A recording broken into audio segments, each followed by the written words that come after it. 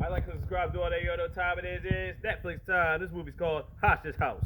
A realtor and her daughter have been taken captive by two fugitives during an open house presentation, forcing her to find creative ways to ensure their survival. One of those thriller movies just came out. It's about an hour and a half long. Spoiler alert, let's get it.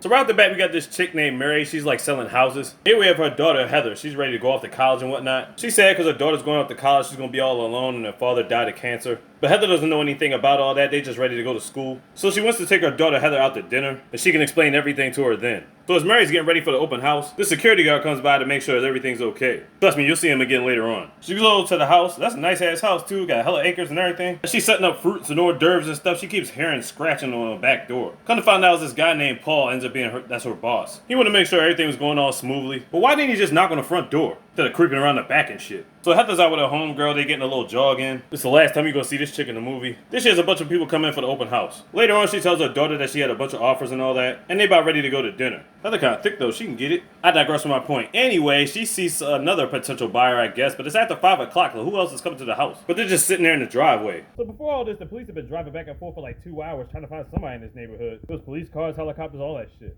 So you got this couple here, they're looking to look at the house. But when they offer him in and he locks the door, you can see there's blood on his hands. As they're inspecting the house, unbeknownst to Mary, there's blood coming off of his shoe. He leaves a trail of it on the banister. As they're looking at the rest of the house upstairs, Heather happened to drop some grapes and she notices blood on the daggone ground. As she's going towards the stairs, she sees the blood on the banister. It's like, okay, what the fuck is going on? Then Mary finally notices that he's been bleeding, trying to figure out if he cut himself or not. Then she pulled up with his jacket. He's got this big ass gash on his side of his stomach. Then Natalie puts the gun on her, and we find out the police have been looking for these niggas. They suspect somebody else in the house, but they don't know where Heather is. So then she gets another part of the room and tries to go for her phone, but then she forgets she realized that she left it on the charger. So basically, these people are trying to hide out. Eventually, they're gonna want some money. Heather tries to sneak downstairs. Then Natalie heard Heather's foot creak on the steps. And she's about to go inspect the house again. Heather's still trying to hide and shit. But then Natalie finds the phone. Damn it, Heather, you can't call nobody. Then Natalie comes back to Mary like, I swear to God, if somebody's in here, you get duffed. Then they found out that she got security cameras in here too. So they looked through the cameras and they find Heather running around. Heather tried to get to the gate, but they locked that gate. And then they ended up capturing her. They tie him up in chairs, but then Mary's like, look, Kevin's about to bleed out, you know what I'm saying? He needs help. So Kevin's like, man, why are you helping me? She's like, look, man, your girl Natalie's crazy. You seem more level-headed. I don't know how she's gonna react to us if you end up bleeding out or dying. So apparently he had got shot twice, so she's got to stitch up the holes and whatever like that. Fortunately for him, the bullet went straight through. So while she's patching him up, Mary's boss, Paul, keeps calling the phone, and Natalie keeps hanging it up. But she doesn't trust Mary to keep him away. She's like, look, I gotta say something to him. He's gonna think something's wrong and probably come to the house. These niggas like, we'll deal with it when it comes. So now the police have been searching all over the neighborhoods, and now they end up at their gate. She's like, look, if y'all answer the door, something's up, I can get rid of him. So the police come to the door. The whole conversation, the police think something is suspicious, but Mary has a good job of getting them away. Then when the policeman noticed she had blood on her sleeve, she told him she was making strawberry margaritas. You know, for all the clients that came through in the open house. And then she got the boys up out of there. Self-preservation. So now she goes back to stitching up Kevin. Natalie's on a phone call with somebody discussing some plan. So what we found out from the police was there's these two people that were robbing houses. And they said one homeowner ended up getting killed. So if she wasn't feeling safe before, she really not feeling safe about these niggas. Natalie was the one that brought the guns. Kevin didn't know anything about it. He wanted to rob people without having guns. So he was left in the dark on this. And trust me, this is a running theme throughout this movie. So there's a little bit of distrust there, but they do get things back on track. So then she says Natalie, she's got to use the bathroom. She doesn't trust Mary to close the door, but Mary's like, there's no windows in here. What am I going to do, jump from 3 stories up? You think I'm just going to leave my daughter? Fuck out of here. So she closes it just enough to have some privacy. So while she's in the bathroom, we don't know if it's women's intuition or not, but Mary finds out that Natalie is pregnant. Because of her sporadic actions and how she's moving around, Mary could just tell, I guess. So Kevin's looking at the news and they talking about the manhunt and everything like that. I guess he didn't know about certain situations.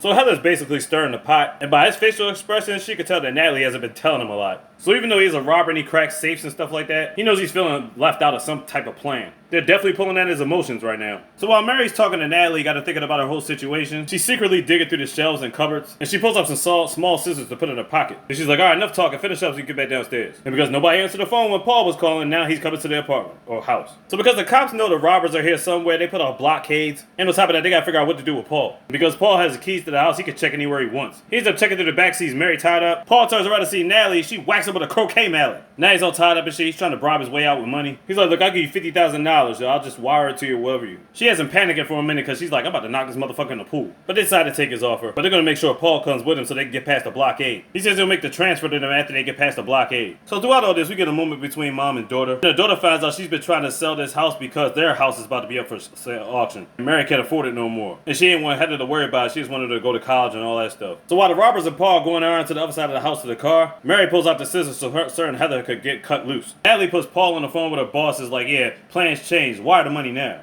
He's like, y'all got my phone, I gotta use my phone so I can make the transfer. But instead of doing that, he activates his alarm on his car and then dips out. While that's going on, mom and daughter about to get loose. While that's going on, he done ran away, he's trying to hide from Natalie. He can't go through the gate, so he's trying to climb that shit. Only problem is, this is one of those gates that have spikes at the top of it. He gets startled by Kevin, slips and gets his head straight through it. Done deal, dead. Meanwhile, the mom and daughter get loose. There's a chain on the fence, they gotta break the chain. The security officer's driving by, they getting rescued. And it's a security officer from earlier, saved the day, hooray! But he ain't saving nothing as he puts that gun on them. Come to find out that's who Natalie been calling. He's the big boss of the whole shit. Then they get it right back to the house. Then he goes to this diatribe about rich people having a life and they ain't never had nothing. He gets ignored by the upper class because they treat him like shit, all this other stuff. Come to find out that's her main squeeze, that's her boo. And they the ones having a kid together. Another thing Kevin didn't know about. So Kevin talks to Sam, the security guy. He tells him everything that he didn't know. He's like, look, plans changed, sacrifices had to be made. You know the deal. He's like, look, after this is over, I'm taking my cut and I'm done. He's like, all right, man, it is what it is. We gotta clean up this mess first. Get that guy Paul. So Natalie and Sam step outside for a minute. Mary's trying to talk to Kevin. She's like, look, man, they be leaving you out the loop a lot. And we already seen their faces. You think they're gonna leave us alive? And she's like, I don't even think they care about you either. Keep in mind, they've left you out the loop for a lot of shit. They're starting to get to him and it's making a lot of sense to him. So they're outside having a conversation. And basically, they plan on killing Mary and Heather. And they said, hell, Kevin could die too. He'd just be a casualty of the situation. While that's going on, Mary told Kevin to turn on the voice of the security cameras. And he heard all the shit that they was talking about. So Kevin's like, fuck this shit. I'm about to help y'all out so y'all get the hell out of here. They come back and catch him, and then we got the beef. Natalie's looking for Heather, she got the hammers. Sam's looking for Mary in the wine cellar. She came from behind with a bottle, knocked his ass out. That's right, get the gun, don't let him hold that shit. Then Kevin unlocked the doors, Natalie noticed that, she's like, fuck, Heather's trying to dip. Heather creeps up from behind, starts choking this bitch, made her drop the hammer and the gun and toss the ass in the pool. Sam gets back up, he's pissed off. Mary gets a gun, turns around, she sees Kevin, but she shoots it in the air a bunch of times. Obviously to alert the police because they still in that area doing the road blockage and all that shit. Then we found out this nigga Sam found Heather and shit, found himself another gun, and tells Mary to bring him the money. They ain't getting no money from Paul, but I guess they had money from the other robberies. So he's got two big bags in his hand, he gives one to Mary. She tosses one bag over and tells Heather to open it, but there's nothing but tools in there. He's like, the fuck you doing? You playing with me? Then Kevin tells Sam to let Heather go or he's gonna burn all the money, he's got the real bag. You think you playing with me? I'll do it. Meanwhile, the police are coming. She's like, look, we'll get more money. The police will go, we gotta get the fuck out of here. She's like, come on, we gotta get out of here. Think about the baby. He's like, man, fuck the baby. I'm trying to get what's mine. I'm trying to get the money. Then he tosses that shit in the woods. Tells him it shouldn't be too hard to find. It's only 70 acres out here. Now I get it, the cops are on their way, but come on, you think he really tossed that shit that far? He could just walk out there and get it. Then he shoots this nigga, hits him in his side again. He's about to turn around and shoot the family. But then the police officer gets there, gets him duffed. Done deal, dead. And the money's just sitting there floating away or just sitting there or whatever. Anyway, Kevin and Natalie get arrested. Next day, Mary and Heather spend some time together. They admire the house one last time and she's like, fuck that shit, I'm gonna get me a regular house.